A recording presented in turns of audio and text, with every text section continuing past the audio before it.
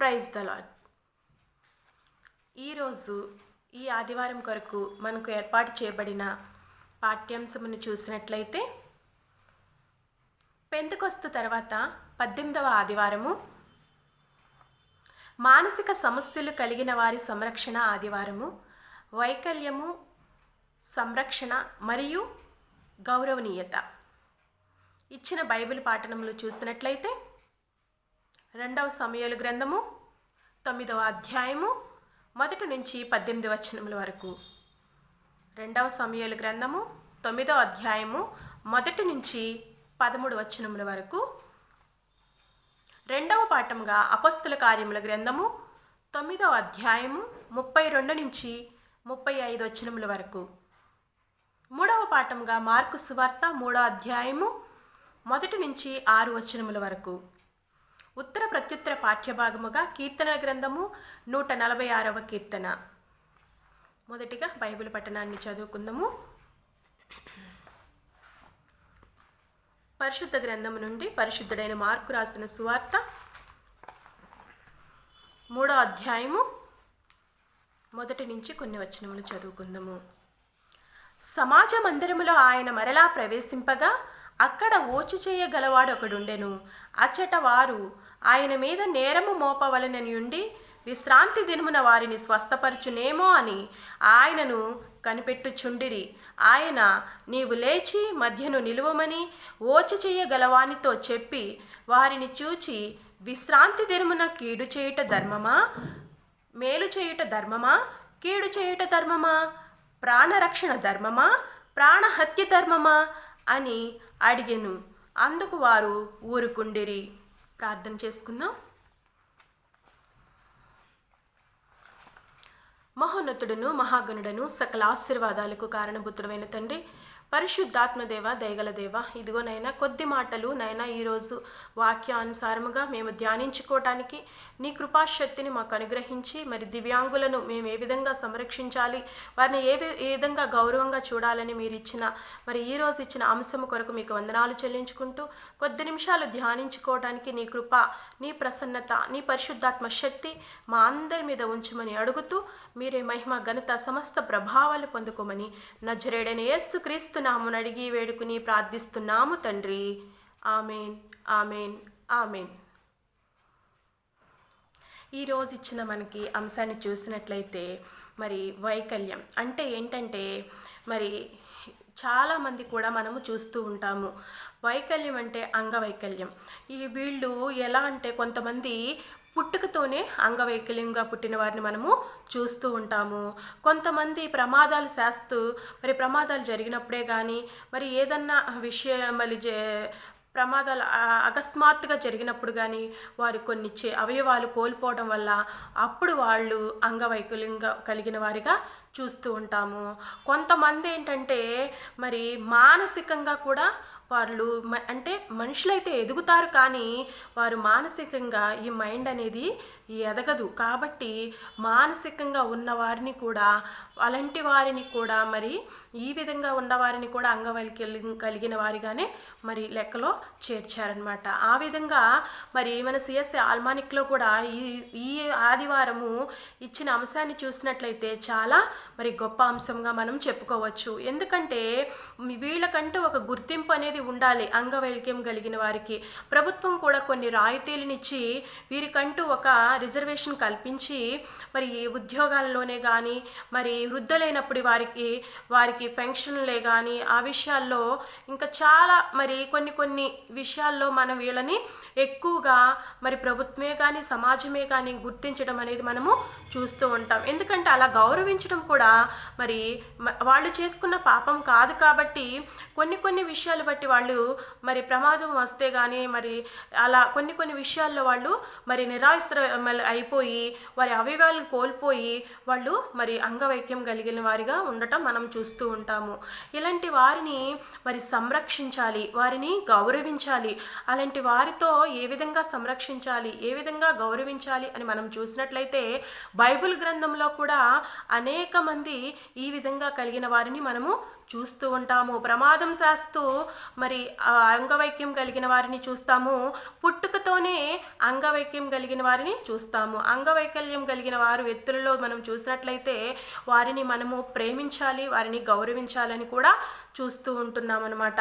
అయితే మనం చూస్తూ ఉంటాం కదా, మొదటి పాఠంలో మనకిచ్చిన సమూయేలుకు రాసిన 2వ గ్రంథము మొదటి పాఠంలో మనం చూస్తాము. 9వ అధ్యాయము 1 నుంచి 13 వచనాలు చూసినట్లయితే ఇక్కడ మనకి దావీదు కనిపిస్తూ ఉంటాడు.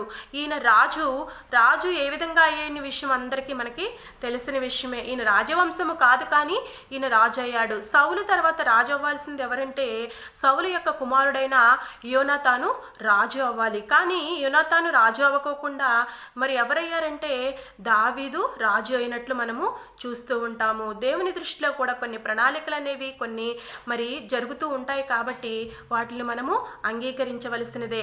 కాబట్టి రాజు అవ్వటానికి దావీదుకున్న గొప్ప లక్షణం ఏంటో తెలుసా? మరి మనకి ఇచ్చిన ఉత్తర ప్రత్యుత్తర పాఠ్యభాగంలో చూస్తూ ఉంటాము. 146వ కీర్తనలో మరి గుడ్డివారి కన్నులు మరి తెరిపించాలంట. మరి మనం చూస్తే ప్రతి విషయంలో కూడా దావీదు చక్కగా తెలియపరుస్తూ ఉంటాడు. 146వ కీర్తనలో చూస్తాడు కదా, ఎంత చక్కగా రాస్తూ ఉంటారంటే మరి ఏమని రాస్తారంటే 7వ వచనం చూసినట్లయితే బాధపరచబడి వారికి ఆయన న్యాయము తీర్చును, ఆకలిగొని వారికి ఆహారము దయచేయును, బంధింపబడిన వారిని విడుదల చేయును.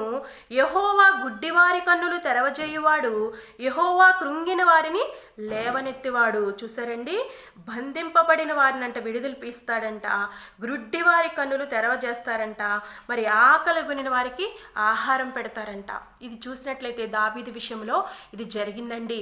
మనకు చూసుకుంటూ ఉంటాము. సమూయేలుకు రాసిన మరి గ్రంథంలో చూస్తాం కదా, 2వ గ్రంథంలో మరి 9వ అధ్యాయము 1 నుంచి 13 వచనాల్లో మనం చూసినట్లయితే అక్కడ మరి యోనాతానును బట్టి మరి నేను ఎవరికైనా ఉపకారం చేయాలా అని అడిగినప్పుడు అక్కడ మరి చెప్తారు కదా, అక్కడ చెప్పినట్టు విషయం మనం చూసినట్లయితే మరి ఎవరికి చేయాలి అంటే మెఫీబోషెత్, అతడు యోనాతాను యొక్క కుమారుడిగా మనము చూస్తూ ఉంటాము.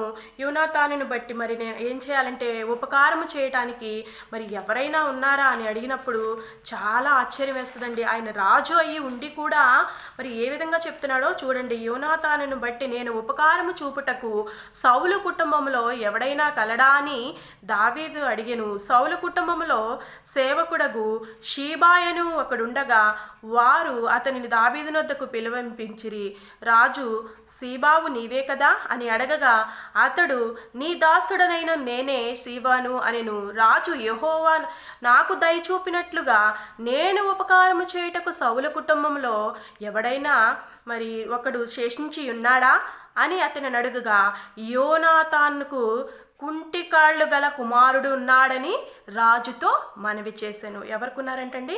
యోనాతానుకి యొక్క కుమారుడు. మరి ఎవరు అంటే మెఫీబోషెత్తు. ఆయన ఎవరంట? కుంటికాళ్ళు అంట.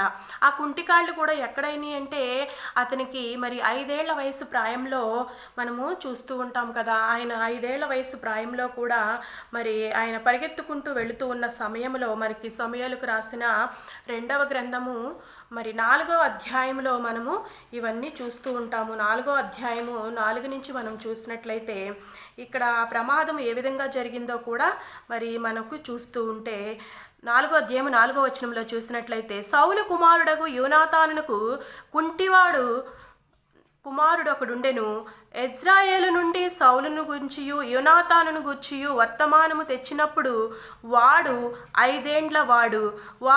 వాని దాది వానిని ఎత్తి కుని పరుగున పారిపోగా వాడు పడి కుంటికాళ్ళవాడు ఆయను. వాని పేరు మెఫీబోషెత్తు. ఎవడంటండి? ఈయన పడిపోయాడంట. దాది అని వాడిని ఎత్తుకుని పరుగున పారిపోగా వాడు పరిగెత్తగా ఏమయ్యాడంటే అక్కడ పడిపోయినప్పుడు అతనికి ఏమైందంటే మరి 5 ఏళ్ల వయసు టైంలోనే అతని 2 కాళ్ళు కూడా కుంటి కాళ్ళు అయిపోయినాయి. అలాంటి మరి కుమారుడైన మెఫీబోషెతు ఉన్నాడయ్యా. ఆయన ఎవరంటే నువ్వు ప్రేమించావే, నీతో స్నేహంగా ఉంటున్నాడే యోనాతాను, అతని యొక్క కుమారుడు అని చెప్తాడు. నిజంగా చూసినట్లయితే యోనాతాను మరి చూసినట్లయితే మనకు ఎంత గొప్పగా మరి యోనాతాను కానీ దావీదు కానీ వారి యొక్క స్నేహము ఎంతో గొప్పది. నిజముగా సౌలు తర్వాత రాజు ఎవరవ్వాలని కోరుకోవాలి? తన కుమారుడు అవ్వాలని ఆశపడతాడు. కానీ యోనాతాను అలా ఆశపడలా. మరి ప్రతిదీ తన యొక్క విల్లే కానీ, తన యొక్క కర్రే కానీ, తన యొక్క వస్త్రమే కానీ దావీదుకి ఇచ్చి తప్పించినట్లు, దావీదుని కాపాడినట్లు అనేక పర్యాయములు మనము చూస్తూ ఉంటాము. ఇక్కడ చూసినట్లయితే దావీదు మనసు యోనాతానుతో కలవలేదంటండి, యోనాతాను యొక్క మనసు దావీదుతో కలిసిపోయిందంట.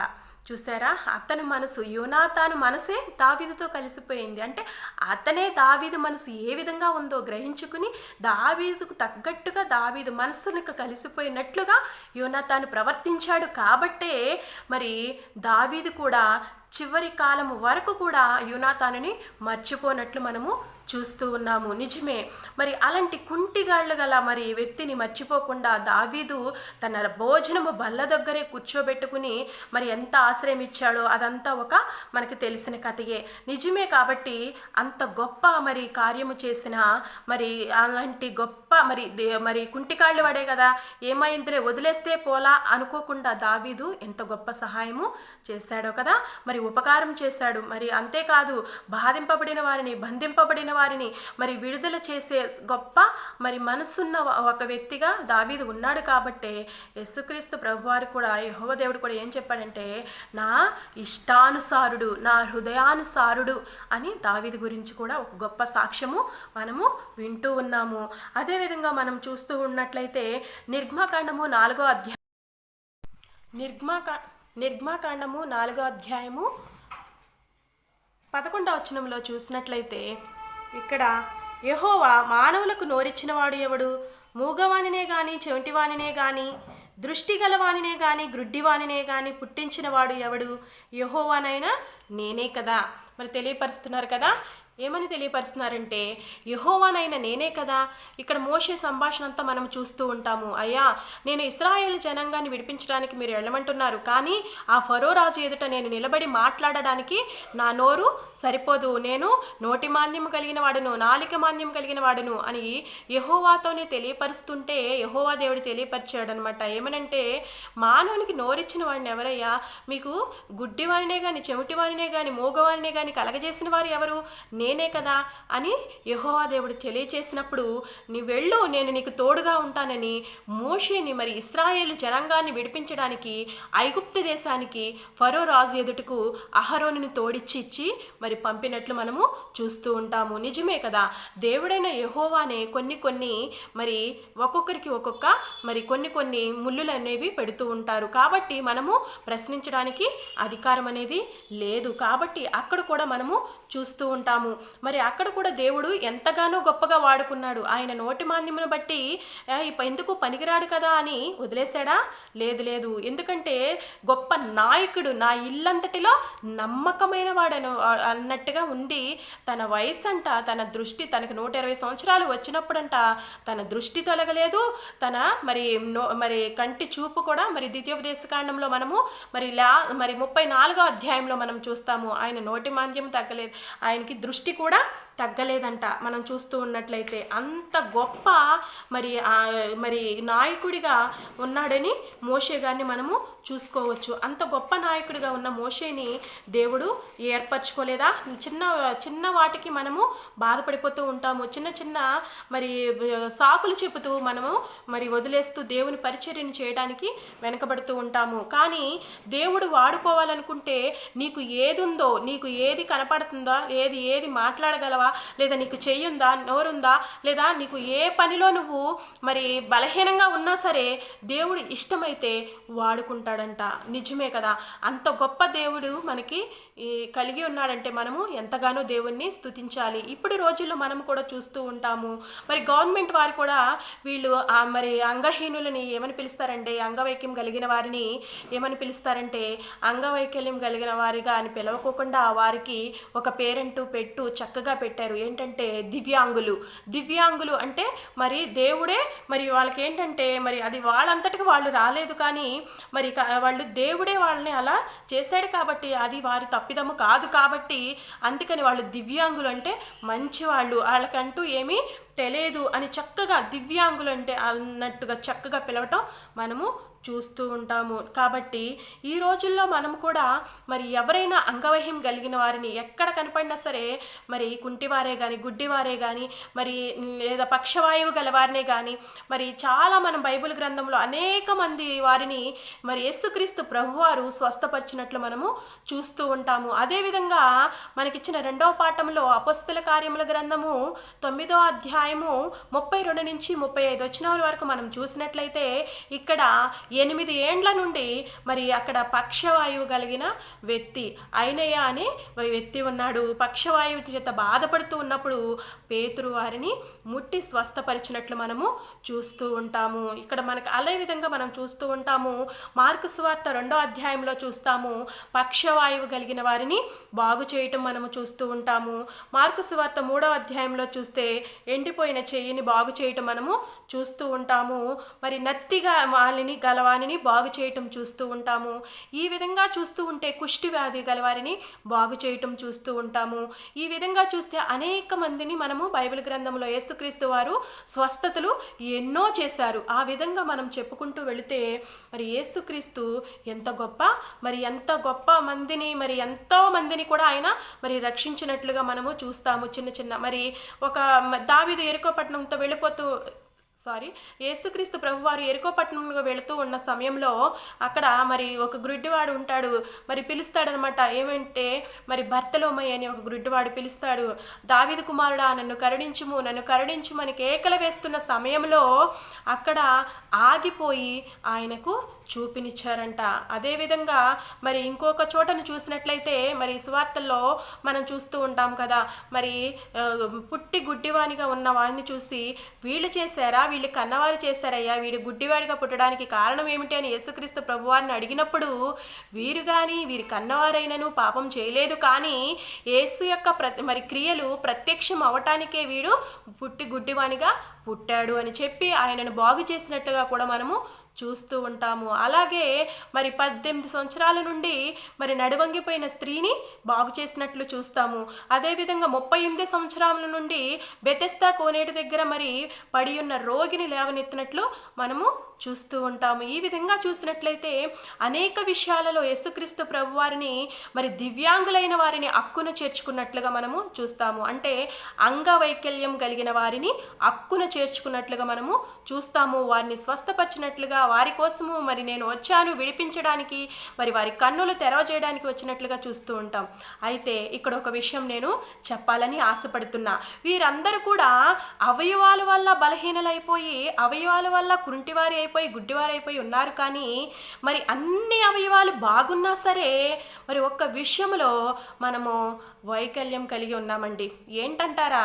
అది మరి ఏంటంటే ఒక విషయం చెప్పాలని ఆశపడుతున్నా. ఆధ్యాత్మికంగా మనము మరి ఎంతగా అయిపోయారంటే చాలామంది ఆధ్యాత్మిక వైకల్యం కలిగి ఉన్నారు. ఎందుకంటారా? దేవుని యొక్క మరి గ్రహింపు అనేది వారికి లేకుండా, వారి మనోనేత్రాలకి గ్రుడ్డితనము వల్ల దేవుని వాక్యాన్ని వారిని ఇతరులకు తెలియజెప్పేవారిలాగా లేరు.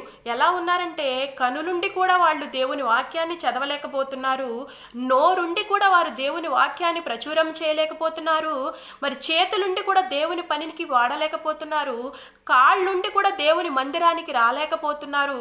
మరి నీకు అన్ని అవయవాలు చక్కగా ఉండి కూడా నువ్వు దేవుని యొక్క పనిలో నువ్వు పాల్గొనలేకపోతున్నావు అంటే కారణం ఒక్కసారి నీవు కూడా మరి అంగవైకల్యం కలిగిన వారికన్నా మరి నీ దేవుని పని చేయకోకుండా నువ్వు దొంగిలిస్తున్నావు చూడు, నీవు కూడా ఒక అంగవైకల్యుడివి కలవానివే. ఎందుకంటున్నారా? దేవుని నీకు ఇచ్చిన సమయంలో నీకు దేవుడు అన్ని అవయవాలు చక్కగా ఇచ్చి నన్ను స్తుతించండి మనకిచ్చిన కీర్తన గ్రంథం ఉత్తర ప్రత్యుత్తరాలలో అదే మాట ఉంటుంది. మరి 146వ కీర్తన 1వ వచనంలో ఉంటుంది కదా, స్తుతించాలంట. ఎందుకు స్తుతించాలంటే నీకు అన్ని చక్కగా ఇచ్చారు కదా, నువ్వు దేవుని యొక్క సువార్తను ఏ విధంగా చేస్తున్నావు? నీవు ఆధ్యాత్మికంగా వైకల్యం కలిగి ఉన్నావా? ఈ క్షణమైనా నీవు దేవునిని తెలుసుకుని దేవుని వాక్య వాక్యములో నువ్వు నడిచే వ్యక్తిగా ఉన్నట్లయితే దేవుడు నిన్ను వాడుకోవడానికి ముందుకొస్తున్నాడు. ఈ రోజైనా నువ్వు లేచి ముందుకుని వాడుకోవడానికి ప్రయత్నం చేయి. నువ్వు కుంటి సాకులు చెప్తున్నావేమో, ఏంటంటే నాకు అన్నీ ఉన్నాయి కానీ సమయం కుదరట్లేదని చెప్తున్నావా? నాకు కళ్ళు ఉన్నాయి కానీ నేను వాక్యం చదవడానికి నాకు సమయం సరిపోవట్లేదని చెప్తున్నావా? నాకు నోరుంది కానీ పాట పాడడానికి, దేవుని మాటలు చెప్పడానికి నాకు అవకాశం లేదంటున్నావా? నీవు చేయాలని నీకు ఆసక్తి ఉంటే దేవుడు ఏదొక రూపాణంగా నీకు చేయడానికి అవకాశం అనేది ఇస్తాడు. కాబట్టి నువ్వు చేయడానికి సిద్ధమయ్యి మనస్పూర్వకంగా పరిశుద్ధాత్మతో నువ్వు ప్రార్థించినట్లయితే దేవుడు నీకు సహాయం అనేది చేస్తాడు. ఇప్పుడు అంగవైకల్యం కలిగిన వారిని, ఆ వైకల్యం కలిగిన వారిని ఏ విధంగా మనం గౌరవించాలి అంటే వారిని మనం ప్రేమతో ఆదరించాలి. వారు ఎక్కడన్నా కనిపించినప్పుడు కూడా వారికి సహాయం చేయడానికి మనము ప్రయత్నించాలి. ఆ విధంగా చేయాలని మన ఆల్మానిక్లో కూడా ఈ ఆదివారం ఇవ్వటం మనకు ఎంతగానో హర్షణీయము. అలాంటి వారిని సంరక్షణ కూడా చక్కగా చేయాలి. కొంతమంది మరి మేనరికం వల్ల మరి పిల్లలు అనేది వాళ్ళు సరిగ్గా కొంతమంది పుట్టరు అంటారు, కానీ అది నిజమేనేమో తెలియకపోవచ్చు. కానీ కొంతమంది ఆ విధంగానే మరి మేనరికం చేసుకోవడం వల్ల కొంతమంది ఆ విధంగానే పుట్టారు, మరి కొంతమంది అయితే మళ్ళీ మామూలుగానే పుట్టారు. కానీ అది దేవుని సంకల్పం, మనకైతే తెలియకపోవచ్చు. మరి కానీ ఏమని చెప్తున్నామంటే మేనరికం వల్ల వచ్చిందో, దేవుని వల్ల మరి అవి కొన్ని విషయాల వల్ల కలిగిందో అది మనకైతే తెలియకపోవచ్చు, ఆ దేవాతి దేవునికే తెలుసు. కాబట్టి నీవేం చేస్తున్నావంటే నీవు ఏదైనా నీ బిడ్డలు ఎలా ఉన్నా సరే నీ బిడ్డలను నీవు సంరక్షించే వ్యక్తిలాగా నీవు ఉన్నావా? ఏదో నీ బిడ్డకి కాలంకర అది దేవుని యొక్క సంకల్పం. అది మనకైతే తెలియకపోవచ్చు, కానీ దేవుని యొక్క సంకల్పంలో ఆ విధంగా ఉందేమో. కాబట్టి మనము ఏదైనా సరే మనకిచ్చిన బిడ్డలను ఏ విధంగా పెంచుతున్నావు ఒకసారి జ్ఞాపకం చేసుకోవాలి. ఎందుకంటే వాళ్ళు ఏ స్థితిలో అయినా ఉండవచ్చు. కొంతమందిని మనం చూస్తూ ఉంటాము, తమ బిడ్డలు చాలా పెద్దవాళ్ళు అయినప్పటికి కూడా వారి మానసికంగా వారి మైండ్ అనేది మరి వెదగదల లేకపోవడం వల్ల వాళ్ళు చాలా బలహీనమైపోతూ ఉండటం వల్ల వాళ్ళ పనులు వాళ్ళు చేసుకోలేని స్థితిలో ఉన్నప్పుడు కూడా మరి పెద్దవారైనప్పటికీ కూడా తమ తల్లిదండ్రులే వారి పనులు చేస్తూ ఉండటం మనము అనేక చోట్ల చూస్తాము. కొన్ని చోట్లయితే మరి మెంటల్గా మరి వాళ్ళు మానసిక స్థితి బాగోదు, అలాంటి వారి కోసం మరి అనేక చోట్ల అనేక మరి హాస్టల్ ద్వారా వారిని సంరక్షించడం మనము చూస్తాము. ఏ విధము చేతనైనా సరే వారిలను మనము చాలా జాగ్రత్తగా గౌరవంగా చూడాలి. వారిని మరి ఏంటంటే చిన్న చూపు చూడటమే కానీ, తోలనాడటమే కానీ, వాళ్ళని నీచముగా మనం అసహించుకోవడమే కానీ అలాంటివి చేయకూడదు. పూర్వ రోజుల్లో అయితే కుష్టి కలిగిన వారిని మరి ఊరి అవతలనే మరి ఉంచేవాళ్ళంట. అంత హీనంగా చూసినట్లు కూడా మనం బైబిల్ గ్రంథంలో కూడా చూస్తున్నాము. అంటే వాళ్ళకు వల్ల అనేకమైన మళ్ళీ ఇతరులు కూడా వచ్చేస్తుందేమో, అలాంటి వారిని వాళ్ళు ఇంకా మానసికంగా కృంగిపోతారు. ఇప్పుడు రోజుల్లో మనం చూస్తున్నాం కదా, ఎక్కడ చూసినా రోడ్డు మీద కూడా మనం చూస్తూ ఉంటాం కొంతమంది వ్యక్తులను. మరి ఆ విధంగా చూసినట్లయితే మరి మనం ఏం చేయాలంటే మరి డిజబిలిటీ ఉన్న వారిని మనము కేర్ అండ్ హానర్ ఈ విధంగా మనము వాళ్ళని చూసినట్లయితే మరి సంరక్షించుకోవడము, గౌరవంగా ఉంచడం, గౌరవప్రదంగా చూసుకోవడం మనకి ఎంతగానో మరి ఎంతో మరి దేవుడిచ్చిన అవకాశంగా మనము భావించాలి. అందుకే మరి దేవుడు కూడా తెలియపరిచాడు కదా యెషయా గ్రంథంలో, మరి అక్కడ ఇశ్రాయేలు ప్రజలకు తెలియపరిచినట్లుగా మరి 42వ అధ్యాయంలో మనము చూస్తూ ఉంటాము. 6వ వచనంలో, గ్రుడ్డివారు కన్నులు తెరవజేయుటకును, బంధింపబడి వారిని చెరసాలలో నుండి వెలుపలకు తెచ్చుటకును, చీకటిలో నివసించు వారిని బందిగృహములో నుండి వెలుపలకు తెచ్చుటకును యెహోవానగు నేనే నీతి విషయంలో నిన్ను పిలిచి నీ చెయ్యి పట్టుకుని ఉన్నాను అని చెప్తున్నారు. చూసారా, మరి గ్రుడ్డివారి కన్నులు తెరవాలంట. అవి మానసికంగా ఉన్నా మరి శారీరకంగా ఉన్నా ప్లస్ నీవు ఆధ్యాత్మికంగా ఉన్నా సరే నీవు ఏ విధంగా ఉన్నావో ఒకసారి జ్ఞాపకము చేసుకోవాలి. ఆ విధంగా జ్ఞాపకం చేసుకోవాలి.